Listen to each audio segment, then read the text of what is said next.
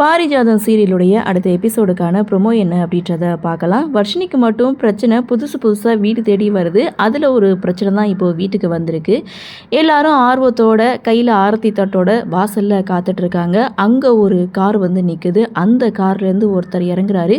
அவரை பார்த்ததுமே சுபத்ரா ரொம்ப சந்தோஷப்பட்டு ஹக் பண்ணிக்கிறாங்க, ஆரத்தி எடுக்கிறாங்க, வீட்டுக்குள்ளே கூட்டிகிட்டு போகிறாங்க. யாருக்கும் ஒன்றும் புரியலை. அப்போது இது யார் என்ன அப்படின்னு சுபத்ரா கிட்ட விஷாலுடைய பாட்டி விசாரிக்கும்போது பிரசவத்தில் இறந்ததா சொன்னாங்கல்ல, அந்த பேரன் உங்களுடைய பேரன் அசோக் அப்படின்னு சொன்னதும் ரொம்பவே சந்தோஷப்படுறாங்க. அது மட்டும் இல்லை, சுபத்ரா வர்ஷினி அம்மா கிட்ட வந்து வர்ஷினி எப்போதும் எங்கள் வீட்டு மருமக தான் நான் உங்ககிட்ட சொல்லுவேன்ல, அது இப்போ நிறைவேற போகுது.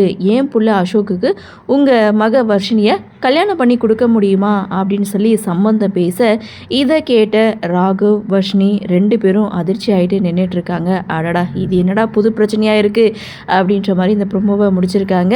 சரி, பார்க்கலாம் என்ன நடக்குது, என்ன மாதிரியான சுவாரஸ்யத்தோடு கதைக்கள நகர்வை கொண்டு வராங்க அப்படின்றத நாமளும் பொறுத்திருந்து பார்க்கலாம்.